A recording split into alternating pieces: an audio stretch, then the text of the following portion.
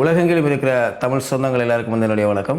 என்ன விஷயத்தை பற்றி பார்க்க போகிறோம்னு சொல்லி பார்த்தீங்கன்னு சொன்னால், அமெரிக்காவில் வந்து செனட் சபை வந்து இந்த யுத்தத்தை நிறுத்துறதுக்கான நடவடிக்கைகளில் வந்து ஈடுபட்டு கொண்டிருந்தேன்னு சொன்னால், குறித்த யுத்தத்தால் வந்து பார்த்தீங்கன்னு சொன்னால் உலகம் முழுவதும் வந்து பல்வேறுபட்ட பிரச்சனைகள், பொருளாதார வீழ்ச்சி, பொருட்கள் சேவைகளுடைய விலை மட்டம், பெட்ரோல் இல்லை, டீசல் இல்லை, கேஸ் இல்லைன்னு சொல்லி பல்வேறுபட்ட பிரச்சனைகள் போய் கொண்டிருக்குது.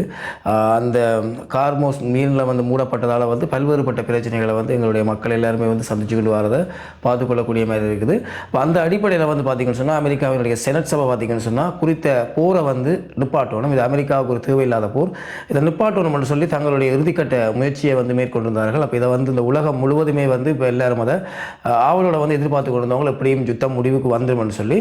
ஆனால் குறித்த விஷயம் வாக்கெடுப்பு நடைபெற்று தற்பொழுது முடிவு பெற்றிருக்குது. அந்த வாக்கெடுப்பு முடிவில் வந்து பார்த்திங்கன்னு சொன்னால் கிட்டத்தட்ட வந்து மொத்தமாக வந்து ஒரு 100 பேர்கிட்ட வந்து இதில் வாக்களிச்சிருந்தவர். இந்த வாக்களிப்பில் வந்து பார்த்திங்கன்னு சொன்னால் 47 பேர் வந்து யுத்தம் நடக்கக்கூடாதுன்னு சொல்லி வாக்களிச்சிருக்கிறாங்க. அதுலேயும் குறிப்பாக 53 பேர் பார்த்திங்கன்னு சொன்னால் யுத்தம் தொடர வேண்டும்னு சொல்லி வாக்களித்தால் வந்து இப்போ செனட் சபையே அந்த என்ன சொல்கிறது, இந்த போரை வந்து நிறுத்தத்துக்கான அனுமதியை வழங்கலாம் போயிட்டு சொன்னால் யுத்தம் தொடர்ச்சியாக நடக்க போகுதுன்றதை வந்து எந்த மாற்று கருத்துமே இல்லை. இதுலேயும் குறிப்பாக அமெரிக்கா வந்து பல்வேறுபட்ட பிரச்சனைகளை வந்து சந்திக்கிறது. யுத்தத்தில் இது வரைக்கும் 5000 குண்டுகளை வந்து போட்டிருக்கு. அந்த குண்டுகள் எல்லாம் வந்து சாதாரண குண்டுகள் மாதிரி இல்லாமல் வந்து அது விலகூடின குண்டுகளாகும். அமெரிக்காவிட்ட வந்து இன்னொரு 10 நாள் யுத்தம் நடந்ததுன்னு சொன்னால் அவர்களுடைய ஆயுதங்களுடைய இடுப்பு வந்து மிக கணிசமான அளவில் குறைஞ்சிருமன்ற மாதிரியும் வந்து அமெரிக்காவில் இருக்கிற இராணுவ தளத்தின் மூலமாகவே இந்த விஷயம் வெளியே சொல்லப்பட்டிருக்குது. குறிப்பாக வந்து பார்த்தீங்கன்னு சொன்னால் அமெரிக்கா வந்து இந்த ரஷ்யா உக்ரைன் போர்லேயும் வந்து உக்ரைனுக்கு அதிகளவான ஆயுதங்களை வந்து வழங்குறது வந்து அமெரிக்கா.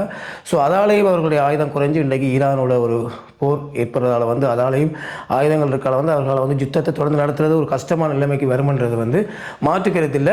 இப்படி ஒரு அமெரிக்கா வந்து உலகத்தில் இராணுவ ரீதியாக வந்து ஒரு வல்லரசு நாடாக இருந்து அவர்களுக்கு ஆயுத பற்றாக்குறை வருதுன்னு சொன்னால் ஈரான் எல்லாம் எந்த நிலைமையில் நீங்கள் யோசிச்சு பாருங்கள். அவர்களுக்கும் ஆயுதம் முடியும். அவர்கள்ட்ட மிக பலமான ஏவுகணைகள் இருந்தாலும் அது குறையும். அதுவும் அடிக்க குறைஞ்சு கொண்டாமல் போகும். அப்போ யுத்தம் எப்படியோ ஒரு நாள் முடிவுக்கு வரும். ஆனால் பல்வேறுபட்ட இழப்புகளை இதாக்கித்தான் இந்த யுத்தம் வந்து நிறைவேற போது. அதுக்கிடையில் வந்து இந்த ஆசிய நாடுகள் எல்லாம் மிகப்பெரிய அளவில் வந்து பாதிக்கப்படுறத வந்து பார்க்கக்கூடியதாக இருக்குது.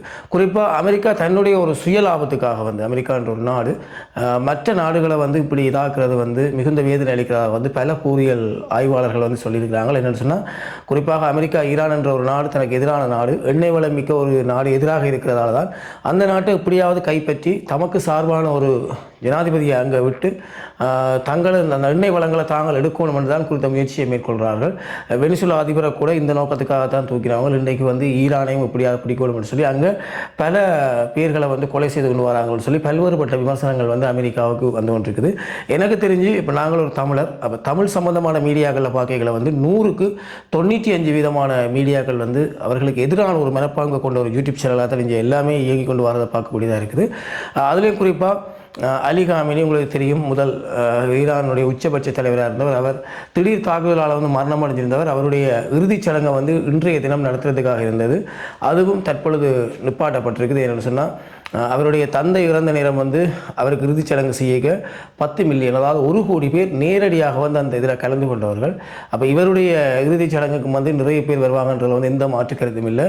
அந்த நேரத்தில் இந்த எதிரி நாடுகளால் வந்து பல குழப்பங்கள், பல இறப்புகள் வரலாம்ன்றதால் வந்து அந்த இறுதிச் சடங்கை வந்து தற்பொழுது பிற்போட்டிருக்கிறாங்க. அது மட்டும் இல்லாமல் இலங்கையில் வந்து நேற்றைய தினம் வந்து ஒரு தீப்பற்றிய நிலைமையில் வந்து ஒரு கப்பல் மூழ்கிற கட்டத்தில் இருந்து எங்களுடைய இலங்கை இராணுவம் மிகச் சிறப்பாக செயற்பட்டு 30க்கும் மேற்பட்டவர்களை காப்பாற்றியிருக்கிறாங்க. 100க்கும் மேற்பட்டவர்கள் இறந்துட்டாங்க. அவர்கள் முகாமில் தங்க வைக்கப்பட்டிருக்க சொல்லப்பட்டிருந்தது.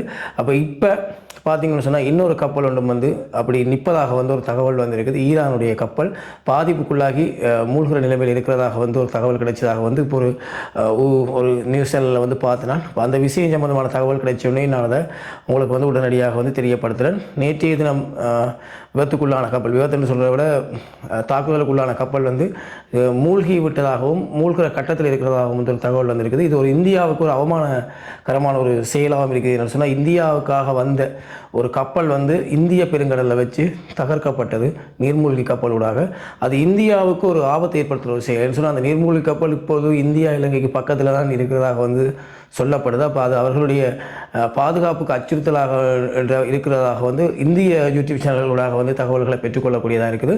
குறிப்பாக நான் உங்களுக்கு இன்றைக்கு இதில் சொல்ல வந்த விஷயம், அந்த வாக்கெடுப்பு, செனட் சபையினுடைய வாக்கெடுப்பு வந்து நிறைவேறையில் அவர்கள் எப்படியாவது போரை நிப்பாட்டணும்னு சொல்லி அமெரிக்காவுடைய செனட் சபை முயற்சித்தது.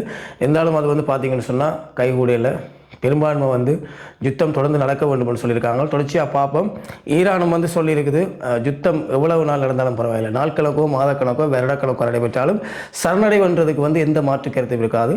தங்களுடைய தலைவருடைய ரத்தம் பெற்றியாகவும் அமெரிக்கா இங்கிருந்து தோற்று ஓடும் வரைக்கும் போராடுவோம், இறுதி மூச்சு இருக்கிற வரைக்கும் போராடுவோம் என்று சொல்லியிருக்காங்க. IRGC இராணுவம் அப்படிப்பட்ட ஒரு இராணுவ அமைப்பு தான்.